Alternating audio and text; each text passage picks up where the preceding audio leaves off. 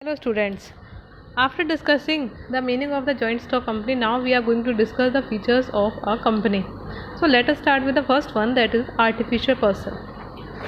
So company is considered to be an artificial person.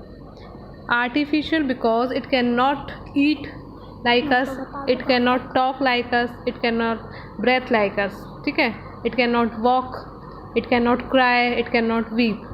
तो हम एक कंपनी को आर्टिफिशियल इसलिए कहते हैं क्योंकि ये एक आम इंसान की तरह ना बात कर सकती है, ना चल सकती है, ना खा सकती है, ना पी सकती है, इसलिए ये एक आर्टिफिशियल पर्सन मानी जाती है।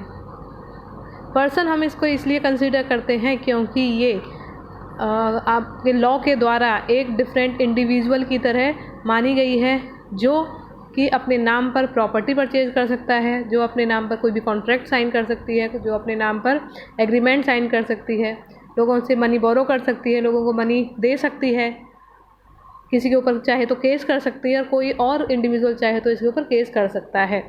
ठीक है, तो इस वजह से इसको एक आर्टिफिशियल पर्सन कहा जाता है। Next is separate legal entity. एक कंपनी की एक डिफरेंट पहचान होती है, अलग से उसकी आइडेंटिटी होती है उसके मेंबर्स के अलावा। ठीक है, मेंबर्स की एक सेपरेट एंटिटी है, मेंबर्स के अलग एसेट्स हो सकते हैं, मेंबर्स के अलग से प्रॉपर्टी खुद की हो सकती है। इसी तरीके से जो कंपनी की प्रॉपर्टी है, जो कंपनी के एसेट्स हैं, जो कंपनी के लाइबिलिटीज़ हैं, वो कंपनी के ही मानी जाएंगी, उसके मेंबर्स की नहीं। ठीक है, मेंबर्स एक अलग चीज़ है और कंपनी एक अलग चीज़ है, दोनों की अलग अलग आइडेंटिटी है, दोनों की अलग अलग पहचान है। From the day of its incorporation a company acquires an identity. ठीक है, जब से इनकॉर्पोरेशन हो जाता है कंपनी का, जब से रजिस्ट्रेशन उसका हो जाता है तो उसकी एक पहचान बन जाती है, डिस्टिंक्ट फ्रॉम इट्स मेंबर्स, उसके कंपनी के मेंबर्स से अलग हटके। Its assets and liabilities are separate from those of its owners. The law does not recognise the business and owners to be one and the same. तो law इस बात के लिए बिल्कुल स्ट्रिक्टली मना कर देता है कि एक कंपनी और एक ओनर दोनों एक ही हो सकते हैं, एक बिल्कुल भी नहीं हो सकते हैं, दोनों बिल्कुल सेपरेट होते हैं।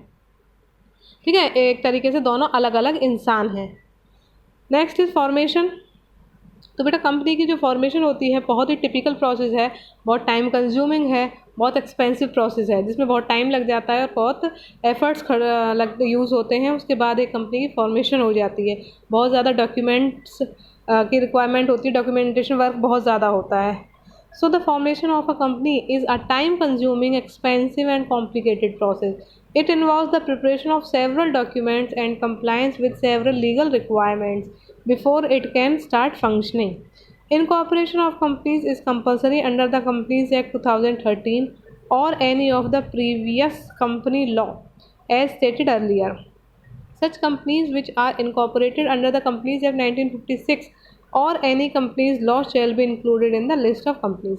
ठीक है, तो किसी भी एक्ट के अंडर किसी भी कंपनी का रजिस्ट्रेशन हुआ है, चाहे एक्ट कोई सा भी है, चाहे वो 2013 है या फिर जो सबसे पहले इसका इंपॉर्टेंट एक्ट था 1956 वो है, या इसके अलावा कोई और एक्ट है, किसी भी एक्ट के अंडर अगर कंपनी का रजिस्ट्रेशन हो रहा है तो वो रजिस्ट्रेशन माना जाता है कि ये सही है और एक कंपनी को कंपनी कंसिडर किया जाता है। Next is perpetual succession. तो this feature is related with the life of the company. ठीक है, तो कंपनी की जो लाइफ है लाइफ लॉन्ग होती है उसकी, क्योंकि मेंबर्स के आने से और मेंबर्स के जाने से कंपनी की लाइफ पे कोई फ़र्क नहीं पड़ता है। मेंबर्स में कम and members may go, but the company always remains. ठीक है, तो a company being a creation of law, it can be brought to an end by law. It will only cease to exit when a specific procedure for its closure called winding up। ठीक है, तो company तब बंद होती है जब उसका winding up हो जाता है। ठीक है, तो उससे पहले वो कंपनी बिल्कुल बंद नहीं हो सकती है। मेंबर्स में कम and members may go, but the company continues to exit. तो किसी एक मेंबर के आ जाने से, किसी एक मेंबर के चले जाने से, दो मेंबर के आ जाने से, दो मेंबर्स के चले जाने से कंपनी बंद नहीं होती है, क्योंकि एक कंपनी में हज़ारों मेंबर्स होते हैं। ठीक है, तो हज़ारों तो एक साथ नहीं जा सकते ना, तो कंपनी का जो लाइफ टाइम है वो बहुत लॉन्ग होता है। Next is control. तो कंपनी को कंट्रोल कौन करता है? तो क्योंकि कंपनी बड़े लेवल पर वर्क करती है, बहुत सारे इंडिविजुअल्स हैं जो कंपनी के साथ डायरेक्टली और इनडायरेक्टली जुड़े हुए हैं, बहुत सारे मेंबर्स हैं, बहुत सारे ओनर्स इसके होते हैं, क्योंकि शेयर होल्डर्स को ओनर्स ही माना जाता है। तो फिर ये ज़रूरी है कि कोई एक इंडिविजुअल कंट्रोल करे या कोई गिने चुने 2 या 4 लोग सारा कंट्रोलिंग और मैनेजमेंट का काम देखें, तो जो इंडिविजुअल्स इस काम की जिम्मेदारी लेते हैं वो हमारे कहलाते हैं बोर्ड ऑफ डायरेक्टर्स। ठीक है, तो बोर्ड ऑफ डायरेक्टर्स की अपॉइंटमेंट के बाद वो फर्दर अपने नीचे कोई अपॉइंटमेंट करनी हो, जैसे कि टॉप मैनेजमेंट की अपॉइंटमेंट बोर्ड ऑफ डायरेक्टर्स करेंगे। टॉप मैनेजमेंट के नीचे हमारा मिडिल लेवल मैनेजमेंट होता है, उसके नीचे हमारा लोअर लेवल मैनेजमेंट होता है। तो बेसिकली सारे काम बोर्ड ऑफ डायरेक्टर्स अपनी नज़र में ही करती है या करवाती है। ठीक है, तो board of directors is responsible for all sort of issues. The management and control of the affairs of the company is undertaken by the board of directors, which appoints the top management officials for running the business. The directors hold a position of immense significance as they are directly accountable to the shareholders for the working of the company.